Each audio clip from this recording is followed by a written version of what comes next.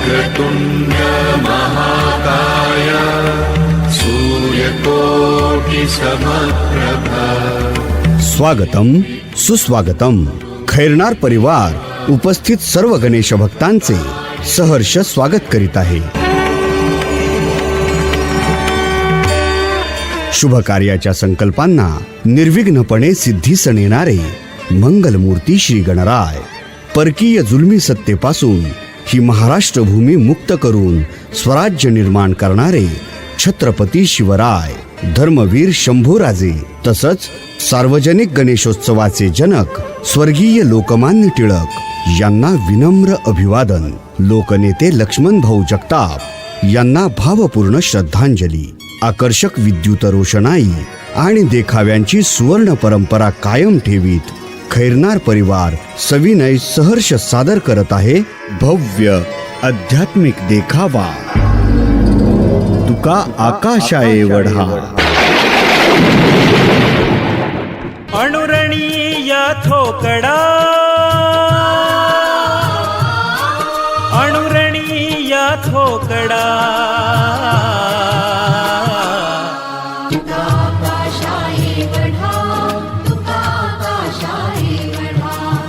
जगद्गुरु संत तुकाराम महाराज आकाशा एवढं उत्तुंग व्यक्तिमत्व, जगाच्या कल्याणा संतांच्या विभूती, देह कष्टविती उपकारे या त्यांच्याच उक्तीप्रमाणे आपलं संपूर्ण जीवन भक्तीत व्यतीत करणारे तुकोबाराय पांडुरंगाचा साक्षात्कार झाला आणि श्री विठ्ठलाच्या भक्तीत तल्लीन होऊन भामनाथाच्या अर्थात भामचंद डोंगरावरील एका गुहेत ईश्वर चिंतनात नामस्मरणात दंग होत या वृक्षवल्ली खऱ्या अर्थी आपले सगळे सोयरे आहेत।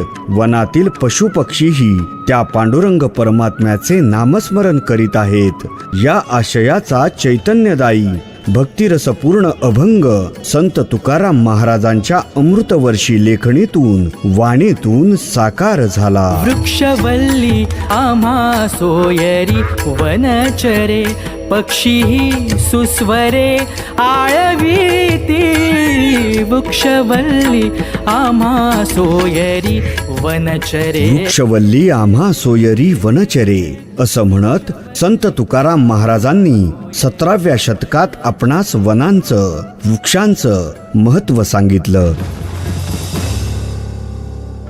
एकीकडे विरक्त, निरीच्छ, सदाचारी, परोपकारी तुकोबारायांची भजनं, कीर्तनं, हजारो अभंग लोकांना मोहित करत होते, तर दुसरीकडे ढोंगी अशा मंबाजींच्या मनात मत्सरानं घर केलं। त्यांच्या संबंधीची आगळीक वाघोलीच्या रामेश्वर भटांपर्यंत पोहोचवली। मग काय, अभंगात श्रुतीचा अर्थ उमटतो आणि तुला श्रुत्यर्थ लिखाण करणं बोलण्याचा अधिकार नाही। त्यामुळं आजपासून कवित्व करू नये आणि आजवर केलेले अभंग इंद्रायणीत बुडवून टाकावेत अशी न्याय आज्ञा झाली। परतले देहू गावी, जड पावलांनी तुकोबा देहू गावी परतले आणि सर्व अभंगांचे गाठोडे बांधले इंद्रायणीकडे निघाले। असं नका करू, कशा पाहे अभंग पाण्यात बुडवाया निघालायसा। जशी पांडुरंगाची इच्छा म्हणत संत तुकाराम महाराजांनी अभंगाची गाथा इंद्रायणीच्या डोहात बुडवली। मी काय साधले, लोकांनी फजिती केली, संसारावर मी पाणी सोडले। जन्मभराचा अभंग ठेवा इंद्रायणीत बुडवला। विठ्ठला आता एकच गोष्ट, तुमची जोडी तरी करीन, अन्यथा जीव तरी सोडीन। जोडी तुमची करीन, अन्य जीव हा सोडीन। असं म्हणत जगद्गुरु एका शिळेवर बसून अन्न पाण्याविना 13 दिवस अखंड धावा करत होते। अशातच 14वा दिवस उजाडला आणि पांडुरंगानं चमत्कार घडवला।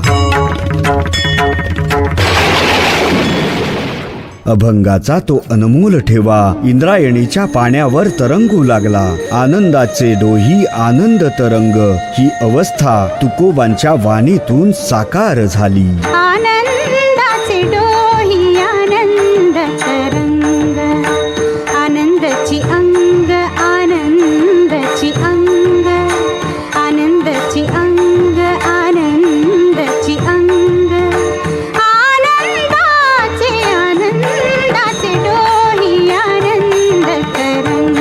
आता तुकोबारायांची कीर्ती चहूकडे पसरू लागली होती.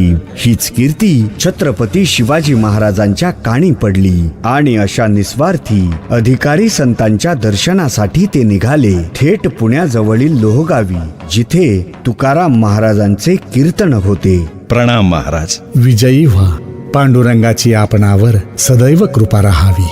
महाराज, आपण नजराण्याचा स्वीकार केला असता तर आम्हाला आनंद वाटला असता. तुमचे येर वित्त धन ते मज मृत्तिके समान, आम्ही तेणे सुखी म्हणा विठ्ठल विठ्ठल मुखी. महाराज, धन्य झालो. आजपासून मी आपला शिष्य आणि हरीचा दास झालो. आज आपण माझ्या डोळ्यात वैराग्याचं अंजन घातलं. आपल्या भेटीनं मी कृतार्थ झालो महाराज.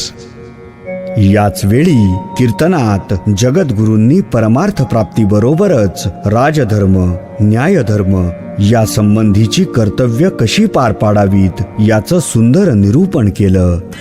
आणि या माय मराठीसाठी शिवरायांची आणि तुकोबारायांची ही भेट लौकिकार्थाने भक्तिशक्तीची भेट ठरली. अशा प्रकारे एका मागून एक चमत्कार घडत होते. अवघे जीवन सार्थक झाल्याची प्रचिती येत होती आणि आता तुकोबारायांना आपले जीवन कार्य संपवून वैकुंठाला जाण्याची तळमळ लागली होती. आपुले मरण पाहिले मी डोळा, जन्म मरणाच्या फेऱ्यातून मुक्त व्हावे ही पांडुरंगाची इच्छा आहे.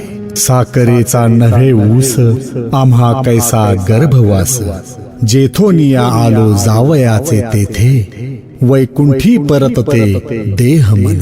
आणि प्रत्येक संत सत्पुरुषाच्या आयुष्यात येतो तसा परमेश्वराशी लीन होण्याचा दिवस उगवला.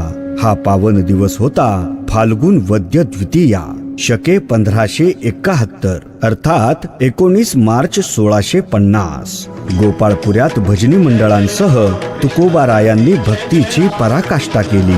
अनावधानाने जर काही चुका झाल्या असतील तर पदरात घेण्याची सकलांना विनंती केली. त्याची पथे माझे लागलेसे चित्त, वाट पाहे नित्य माहेराची.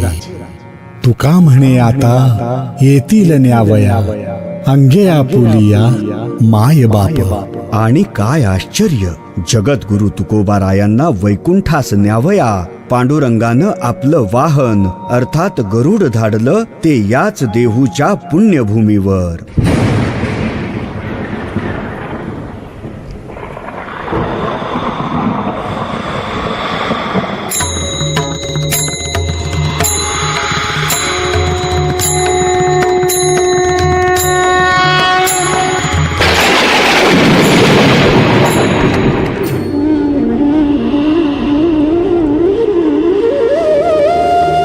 पैल आले हरी शंख चक्र शोभे करी, गरुड येतो फडत्कारे नाभी नाभी म्हणे त्वरे. मुकुट कुंडलाच्या दीप्ती तेजे लोभला गभस्ती, चतुर्भुज वैजयंती गळा माळ हे रुळती. पितांबर झळके कैसा उजळल्या दाही दिशा, तुका झालासे संतुष्ट घरा आले वैकुंठ पीठ. असं म्हणत सर्वांचा निरोप घेत जगद्गुरु गरुडावर आरूढ झाले. सदेह वैकुंठाला गेले ते आम्ही जातो आमुच्या गावा म्हणत. आम्ही जातो आमुच्या गावा, आम्ही जातो आमुच्या गावा, आमचा राम राम घ्यावा. सादर केलेला देखावा तुका आकाशा एवढा.